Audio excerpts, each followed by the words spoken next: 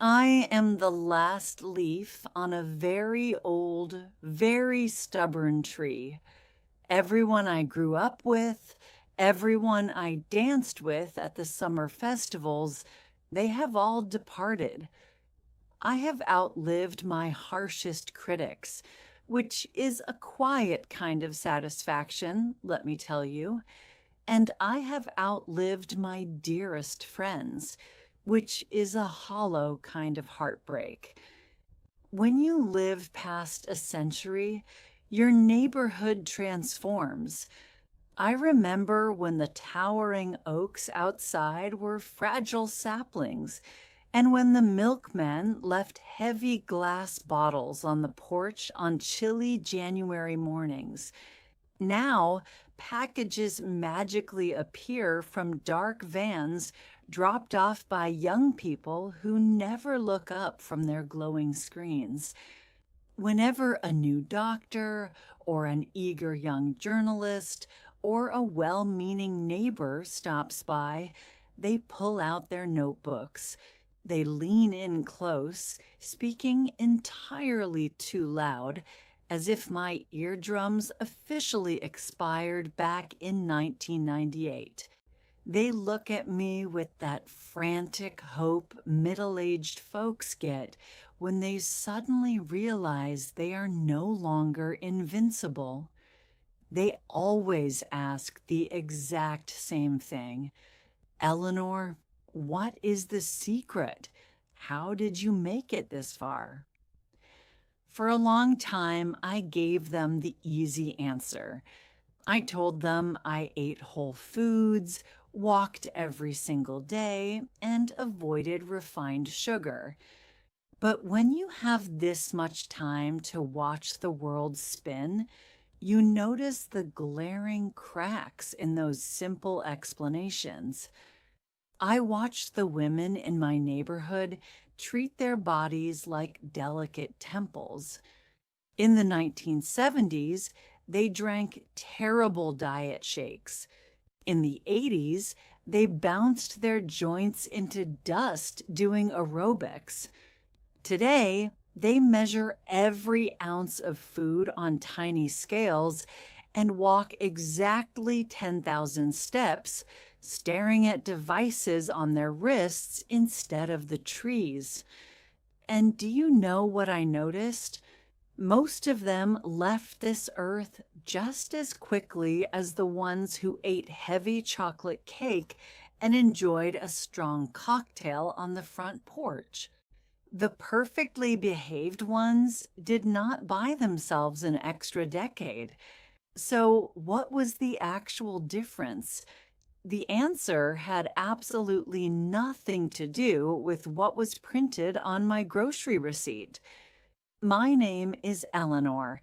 I am 102 years old. I worked the customer counter at the local post office for 43 years. I have lived in this exact brick house since 1951. I still wake up at 7 o'clock every morning, and I still make my own pot of strong Earl Grey tea. I sit right here on this faded floral sofa, the same one my husband Arthur and I picked out 35 years ago. Arthur's green armchair sits right across from me. It has been empty for 22 years now. I never put a decorative throw pillow over the spot where the fabric is worn thin from his elbows. People come looking for a shopping list for immortality. I give them a list. They leave happy, completely oblivious that they missed the entire point. Nobody ever asks, Eleanor, how did you keep breathing when the house got permanently quiet? How do you wake up after 102 years and convince yourself today is worth participating in? Those are the real questions.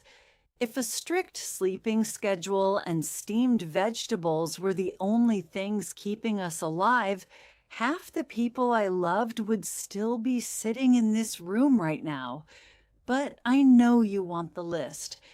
Every morning, I eat sourdough toast with real salted butter, roasted chicken, heavy potatoes, root vegetables grown in dirt, not a laboratory, tap water, hot tea, no $50 chalky supplements.